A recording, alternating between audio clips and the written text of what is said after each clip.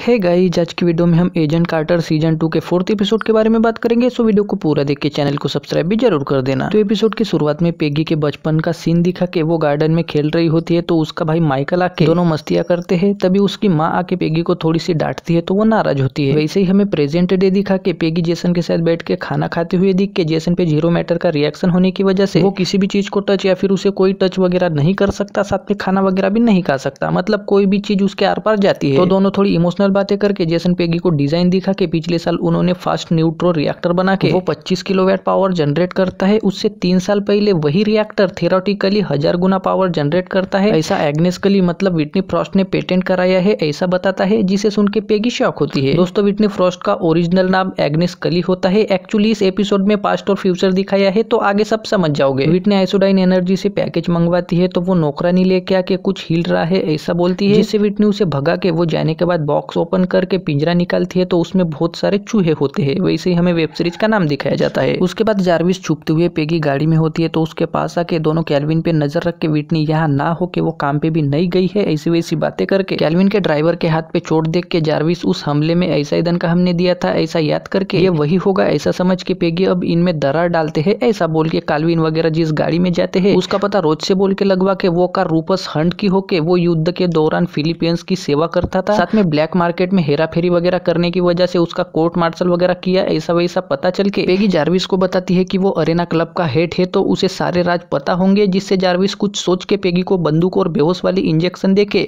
रूपस को किडनैप करने का प्लान बनाते हैं। वैसे ही हमें 1920 में ब्रोक्जाडान ओक्लाहोमा के घर में एक एग्नेस नाम की बच्ची रेडियो ठीक करके उसकी माँ विल्मा आके उसे अंकल बट कभी भी आएंगे तुम उनसे अच्छे से बात करना ऐसा वैसा समझा के बट आके विल्मा के साथ थोड़ी चुम्मा चाटी करके एग्नेस से बात करके थोड़ा तंग करता है, तो वो उससे उदास सी बात करके विल्मा बट को ऊपर भेज के एग्नेस पे थोड़ी भड़कती है। तो एग्नेस मुझे बट पसंद ना हो के वो मेरे अंकल नहीं है ऐसा बोल के विल्मा के जाते ही रेडियो का फुल साउंड करके गाना सुनती है। वैसे ही प्रेजेंट डे दिखा के उसमें सेम रेडियो पे विटनी गाना सुन के डायरी लिख के आईने में फेस पे जीरो मैटर देख के पिंजरे से चूहा निकाल के उसे जीरो मैटर से मारने की कोशिश करती है, लेकिन जीरो मैटर चूहे को कुछ भी नहीं करता। तभी कैल्विन दरवाजा ठोकता है, तो विटनी चूहे को छुपा के कैल्विन आके शाम के 6 बजे पार्टी है तो तुम टाइम पे आना ऐसी वैसी प्यार भरी बातें करके कैल्विन के जाते ही विटनी दरवाजा लगा के फिर से चूहा निकाल के इस बार जीरो मैटर चूहे को मार के विटनी के हाथों में एब्जॉर्ब होता है। तो वो थोड़ी डर के आईने में अपने फेस पे लगे जीरो मैटर को देखती है, तो वो थोड़ा बढ़ के विटनी की आंखों में हवस होती है, साथ में वो कुछ सोच के डायरी लिखती है। जार्विस हंट के घर पे आके दरवाजा ठोक के पुलिस आई है ऐसा चिल्लाता है, तो हंट दूसरे दरवाजे से भागने लगता है और बाहर निकलते ही पेगी उसे इंजेक्शन मारती है, लेकिन दवाई उसके अंदर ना जाके वो पेगी को पेलने लगता है। तो पेगी किसी तरह से हंट को इंजेक्शन लगा के बेहोश होने के बाद जार्विस के साथ डिक्की में डालते हैं, लेकिन हंट बेहोशी की हालत में भी जार्विस को भी इंजेक्शन लगा के जार्विस भी बेहोश होता है और फिर पेगी उसे भी गाड़ी में बिठा के जाने लगती है। वहीं पे रास्ते में उसे डैनियल मिल के वो पेगी को जैक ने तुम्हारी छुट्टियां मंजूर की है ऐसा बता के विटनी के बारे में बात करता है और पेगी थोड़ा अलग बर्ताव करती है, तो वो गाड़ी में देख के पेगी जार्विस ने देसी का पैक मारा है ऐसा बता के डिक्की से हंट बड़बड़ करता है, तो डैनियल को सब पता चल जाता है,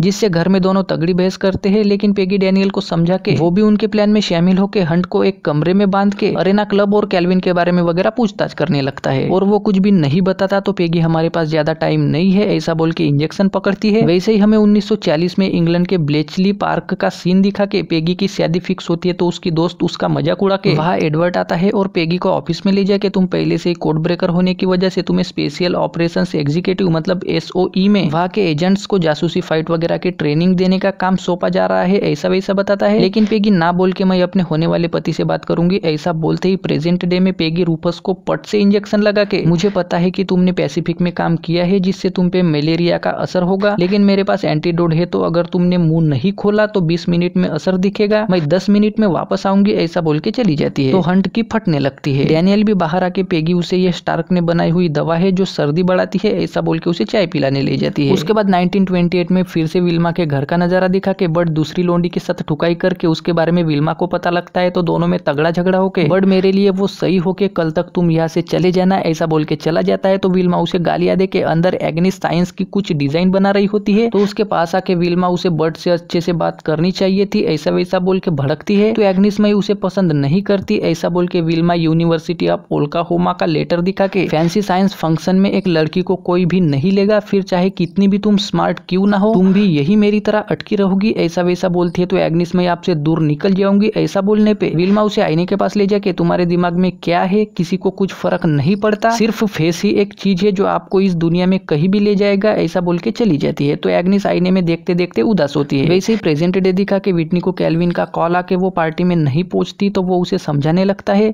लेकिन विटनी कॉल रख के उसके फेस पे लगा 0 मैटर बड़ा होके वो खुश होती है। हंट की हालत बहुत खराब होने लगती है, फिर भी वो कुछ भी नहीं बताता। तो डैनियल पेगी से बात करता है, लेकिन वो नहीं मानती। तभी रूपस 2-3 नाम बता के मैं जिनके लिए काम करता हूँ वो सिर्फ क्रिमिनल नहीं सब कुछ है, साथ में वो जिस चीज को खरीद नहीं सकते उसे वो खत्म कर देते हैं, ऐसा बोल के गिड़गिड़ाने लगता है। फिर भी पेगी एंटीडोट ना दे के धमकी देती है। तो रूपस क्लब के स्टोरेज रूम में उनकी मीटिंग के रिकॉर्ड है, उन टेप्स में कैल्विन की वगैरह सारी बातें पता चलेगी, ऐसा बताता है। तो पेगी खुश होती है। लैब में जेसन अपनी थ्योरी बता के जारविस लिख के दोनों बातें करते हैं। तभी जेसन को बोर्ड पे 0 मैटर दिख के वो शॉक होकर जारविस उसे होश में लाता है। वैसे ही वहाँ डैनियल और पेगी आके डैनियल अपने वकील दोस्त को फोन करके अरेना क्लब में छापा मारने का वारंट दिलवाने की बात करता है। तो जेसन थोड़ा शॉक होता है और फिर डैनियल पेगी के साथ सभी एजेंट्स को बंदूक वगैरह देके छापा मारने की तैयारी करते हैं। तभी डैनियल को कॉल आके वो शॉक होके वहाँ वॉर डिपार्टमेंट से वर्नन अपने आदमियों के साथ आके डीसी से ऑर्डर लेके आके हमारे डिपार्टमेंट ने ऑडिट करने का फैसला किया है, ऐसा बता के पेगी वगैरह शॉक होके वर्नन के आदमी डैनियल को लेके ऑडिट करने लगते हैं। वहीं पे वर्नन पेगी को मैंने तुम्हारे बारे में बहुत सुना है, ऐसा बोल के दोनों ऑफिस के अंदर जाके पेगी उसे हमारे पास अरेना क्लब के कांडों की खबर होके हमारे सोर्स से उनके ठिकानों के बारे में पता चला है, ऐसा वैसा बताती है। तो वर्नन उससे बात करके सोर्स का नाम पूछता है, लेकिन पेगी शॉक होके नहीं बताती। तो वर्नन उसे थोड़ा धमकाता है, फिर भी पेगी मैं मैनेज कर लूंगी ऐसा बोल के वर्नन, लेकिन तुम्हारे दोस्त निराश हो सकते हैं ऐसा बोल के बाहर डैनियल उसके एजेंट्स के साथ बात करके बहुत परेशान दिख के पेगी भी टेंशन में आती है। वैसे ही हमें 1940 इंग्लैंड में पेगी के एंगेजमेंट का सीन दिखा के उसमें पेगी उसका होने वाला पति और माइकल पैक लगा के बातें करके पति पैक लाने जाता है। तो माइकल पेगी को मैंने SOE में जॉब के लिए तुम्हें रिकमेंड किया और तुमने ना क्यों बोला, मैं तुम्हें बचपन से जानता हूँ, ऐसा वैसा बोल के दोनों इमोशनल होके माइकल उसे समझाने की कोशिश करता है, लेकिन पेगी वहां से चली जाती है। वैसे ही प्रेजेंट डे में पेगी जा रही होती है तो डैनियल उससे चुपके से बात करके मैंने सेंट्रल डिस्ट्रिक्ट जज को दिए पैसों का हिसाब नहीं दिया तो सॉरी बोल के मैंने डॉक्टर चैम्बरली से बात करके जेन स्कॉट के टिश्यू सैंपल लिए हैं, ऐसा बता के पेगी थोड़ी खुश होती है और दोनों चले जाते हैं।